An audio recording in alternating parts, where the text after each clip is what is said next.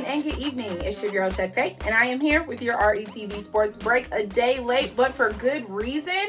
You can usually catch me here every Thursday talking junk and spitting facts, but again, just lots of stuff happening, and we just had to kind of push it back once this week. So let's get started.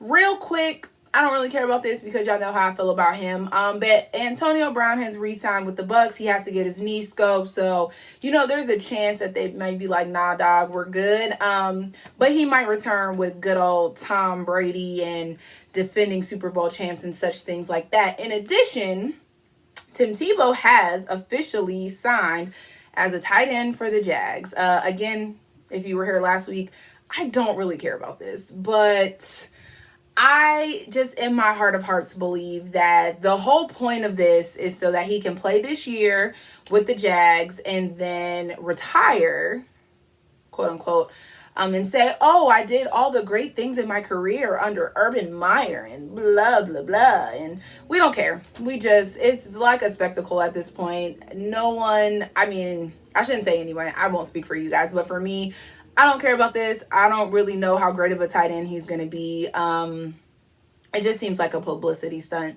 more than anything. I can't think of his name right now, but he signed a 1-day contract with the Cowboys so he could retire a Cowboy because that's where he started. It gives me that kind of vibe. So pish posh, whatever for that. But in other news, we don't talk about baseball a lot here, guys, but the Yankees successfully pitched a no-hitter on Wednesday, which is the first no-hitter in Yankees history since 1999, but it is the 6th no-hitter of the year in MLB. So I don't know what's going on. I don't know what kind of milk they're drinking. Remember all those Got Milk ads and it was primarily baseball players? I digress. 6th no-hitter of the 2021 season. The Padres, the White Sox, the Reds, the Tigers, the Orioles, and now the Yankees all have no-hitters under their belt this year. So it's just kind of an interesting thing just all the way around. You definitely don't see no-hitters this often. I remember slightly because I was kind of young. I want to say it was the last Pirate no-hitter, and I think I was 6. So it doesn't happen that often. Again, the first one in Yankees history since 1999, which was clearly a long time ago. I was 7 or 8, depending on what time of year it was. So it's just kind of something to watch. Thought that was kind of interesting and wanted to throw that out at you guys. Now, you guys. So again, I'm usually here on Thursdays, right? I had to wait because of this stupid play-in thing. So let me just preface this. You guys already know how I feel about this play-in thing. It's stupid, and I have come to the conclusion last night that this happened because they wanted to give the Lakers a chance. Because first of all, no one talked about this play-in thing the entire first half of the season. Just came up in conversation maybe a month ago, something like that. So I think, conspiracy theorist, I think that they were hey, there's no way we can have the defending NBA champions not in the playoffs, right? In some way, shape, or form. So let's just do this little thing because there's a good chance that LeBron and company will be a pretty low seed. So let's figure out a way to try to get them in there. That's what I think happened. I have no evidentiary support to back that up. But that's what I think happened because honestly, this is stupid. It's just dumb. I don't like it. I don't understand. I felt the same way about the bubble last year, and I talk about this quite often, and I'm gonna keep talking about it because I still am not happy about it. But that whole, we're going to do all these, I can't remember how many games it was now in the bubble. You're going to play X amount of games. It's going to be a totally separate record from where you came into the bubble. But then when it's all said and done, we're still going to factor in everything that happened before the bubble. Well, why do we have a record for what happens during bubble play if we're just going to, you should have just continued with the regular, quote unquote, regular season record that we came into the bubble with. They made it seem like it was going to be a totally separate thing. So I digress. Bubble play.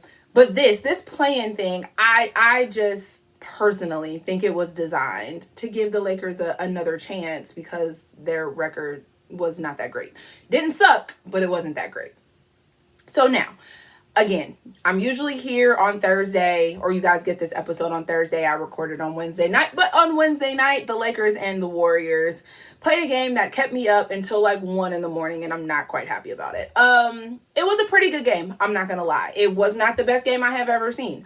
Of course, the Lakers win by 3. They trailed a good chunk of the game. And then, of course, somebody turns it on. And when I say somebody, I mean LeBron.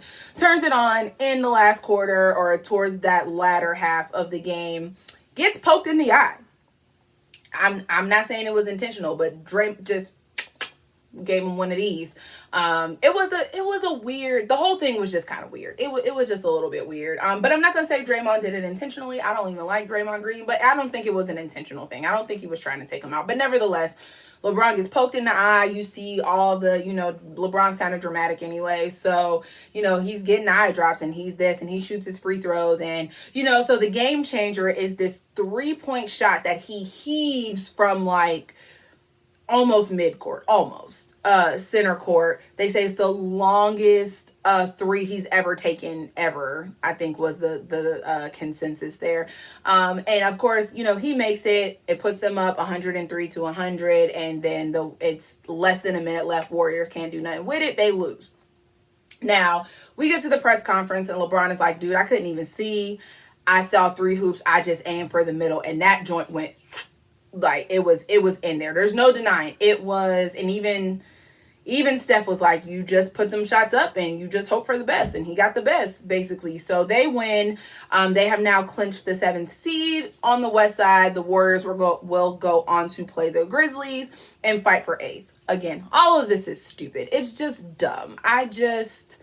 We just didn't need this. We just didn't need it. And then on the East side, the Celtics have clinched the 7th seed, and the Pacers and the Wizards are going to fight for the 8th seed. The Hornets was horneting, and they got demolished. It was just, I didn't even watch the whole game. I'm not gonna lie to you guys, because it was just like, why?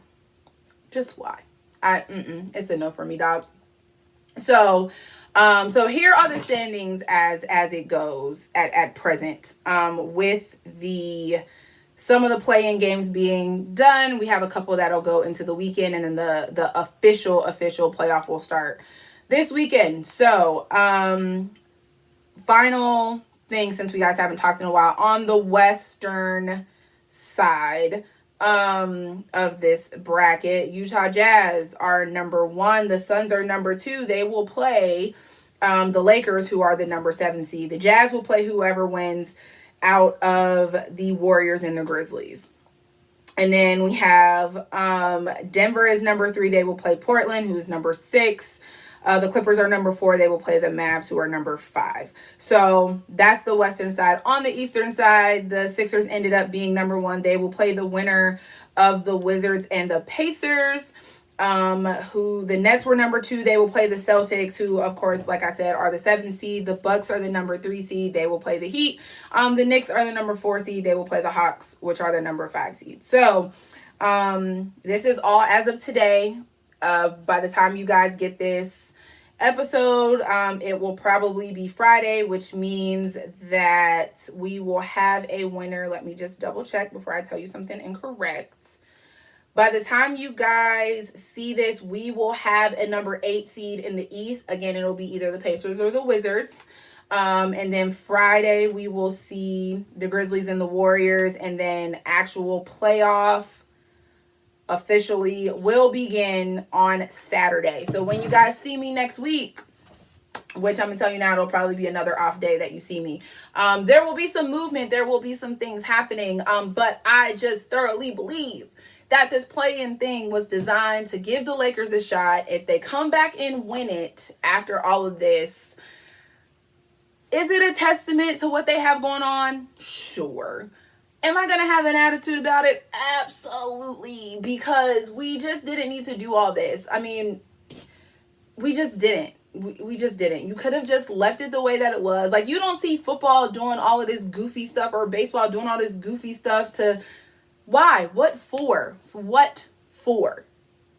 Why?